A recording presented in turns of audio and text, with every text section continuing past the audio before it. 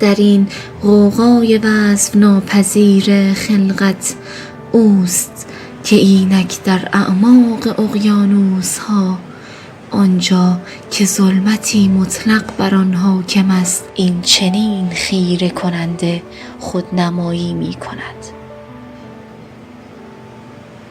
یا من فی البحار عجایبه، چه شورانگیز در سکوت قعر دریاها تابیده ای، بی آنکه در مدار چشمها باشی.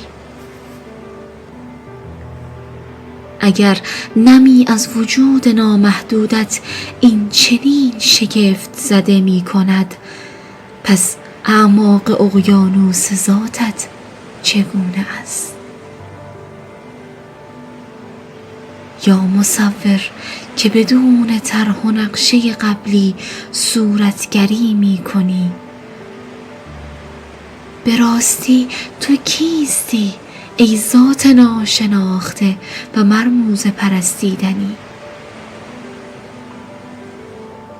انت الذی قصرت الاوهام عن ذاتیتک و عجزت الافهام عن کیفیتک.